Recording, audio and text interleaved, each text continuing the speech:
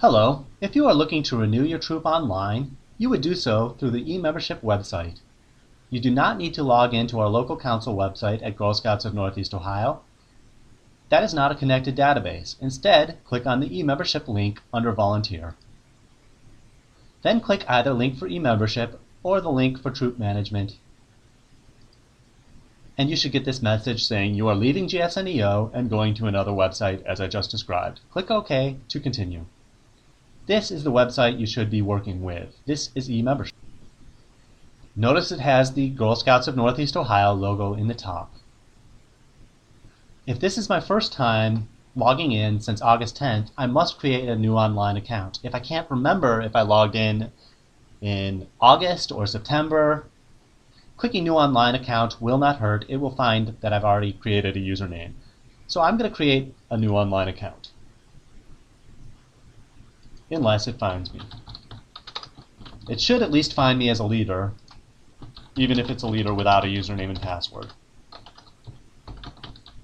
It's asking for my name, my address, and my date of birth.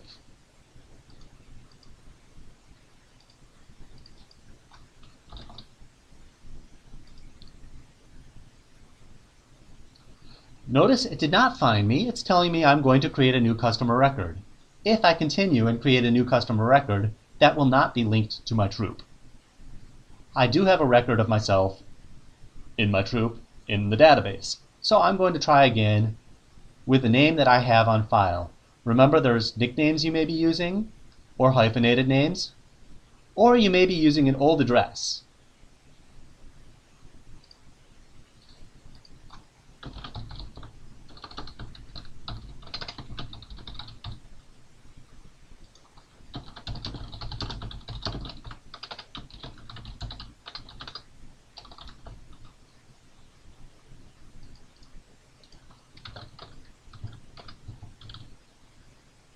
Note that it does match the birthday as well. If the birthday mismatches what we have in the system, it will give you an error and it will tell you to contact us. If this was my first time logging in, it would tell me that it found me in the system and it has sent me an email. I could then close out and go to my email because my email would have a link to create the username and password. However, if I do not have an email on file in our database, it will tell you to contact us. In this case, it's told me I do have a username and password already, and it thinks I'm having trouble finding it. So I can either retrieve my username by first name, last name, and email, or by my username and email I can retrieve my password. Since I know my username and password, I can just click back on the home button and fill it in. Note, if you are creating a username and password, the username can be whatever you would like, as long as it's unique, nobody else in the country is using it. The password has to be at least 7 characters long and must be a combination of letters and numbers. Notice when I log in, it brings me to my family. If there's no My Troops tab when you log in, you need to contact your community membership executive and make sure you get activated as the O1 leader. You can check to see if you have an O1 leader position pending by going under How I Participate. And notice I do have an O1 leader position pending, and it takes a matter of time for the community membership executives to be able to check this.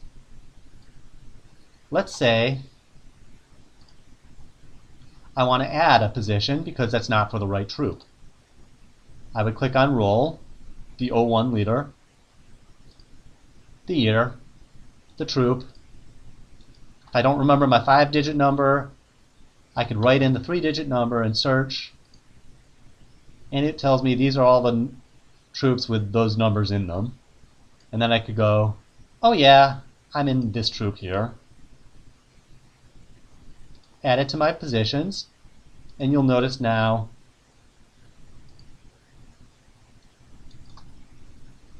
you have it listed under your pending positions at the bottom, and you can continue.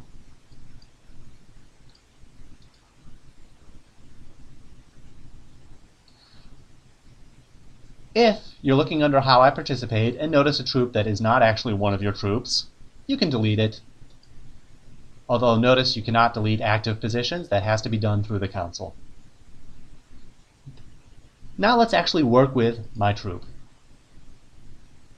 If you have more than one troop, they will show up on tabs. If you only have one troop, this is the troop that pops up. And you get 10 names per page. You can work with 10 names at a time by checking off each page, or you can just check off the people you wish to work with.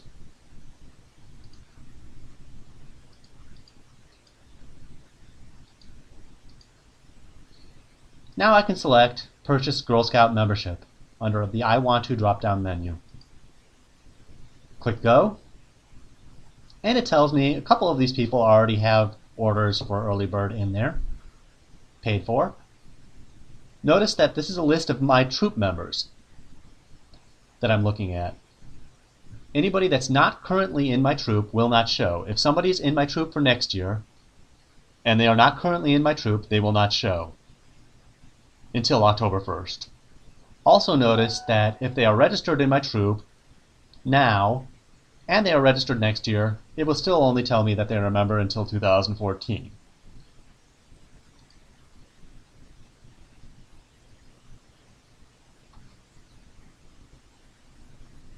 On this page, it tells me these are the people that actually do have orders available, and it's telling me data is required for the first.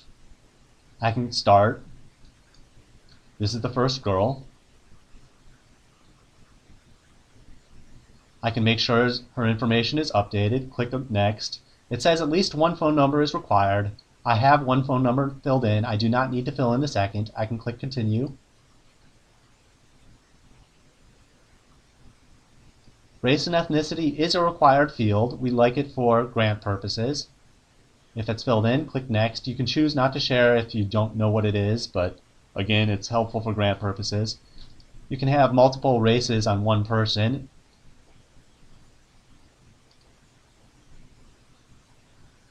School search, I like to tell people to search for as little as possible. For instance, John F. Kennedy or J.F. Kennedy could be under either one, so just search for Kennedy. And notice, if you scroll down, you can choose which John F. Kennedy you go to.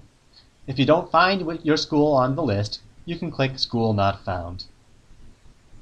One other note about schools, if you're searching for a Saint school, none of our schools have abbreviations, so Saint is spelled out, S-A-I-N-T.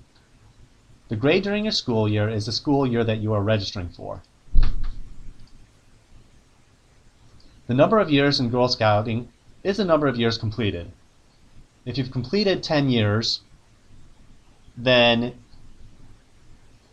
you would not be in 10th grade unless you started in kindergarten. In her case, she did start in kindergarten. We'll say she's completed 10 years.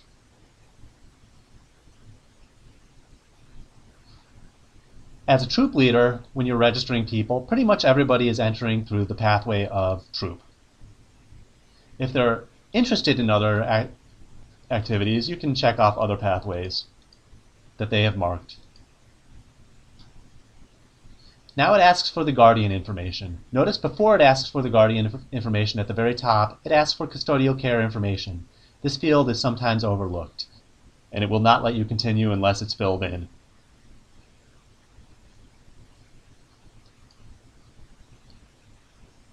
If you have a second guardian, you can check that off and fill in the second guardian's information. Notice you can just simply copy the address from the first guardian. Now, if you don't have a second guardian, you can uncheck it and just skip it. Here is a summary of the first girl.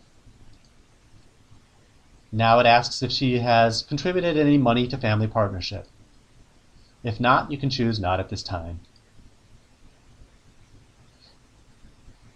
Notice on the adult, it now asks to select the membership year.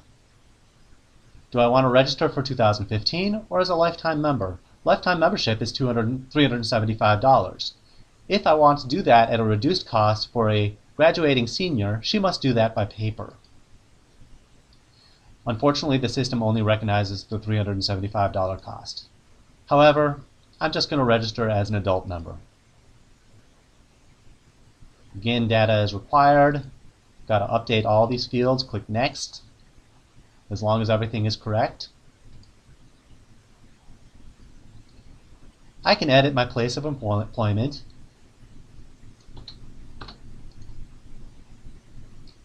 Just like searching for a school. If it's not found, click Company Not Found.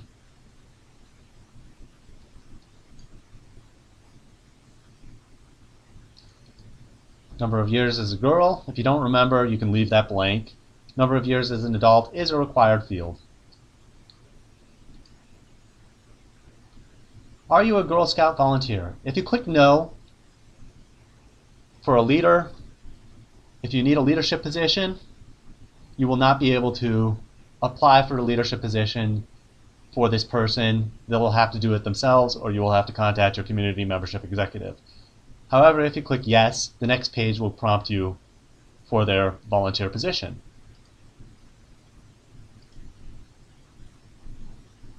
And again, as I said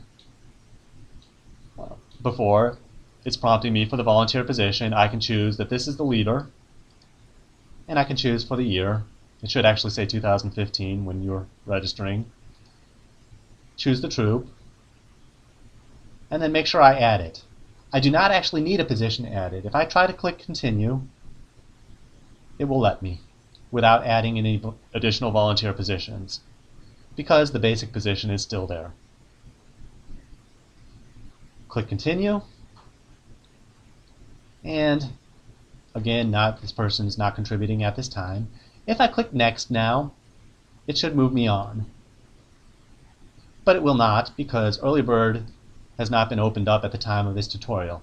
Instead, I will show you what it looks like to register a person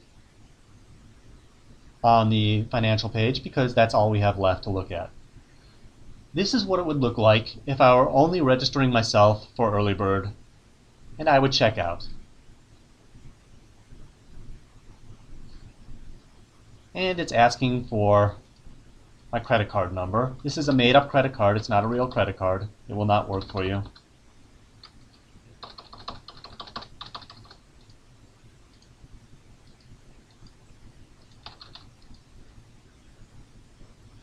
And make sure you accept to abide by the promise and the law.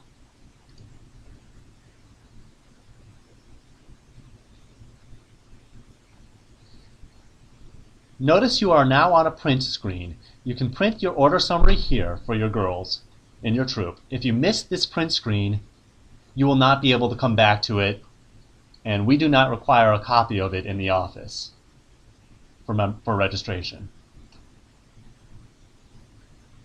Also notice, if I go back to my troops, as I said, I just registered myself for Early Bird. And actually it does say that I am a member until September 30th, 2015. If I would like to print a membership card for myself, however, it will only print the current membership card.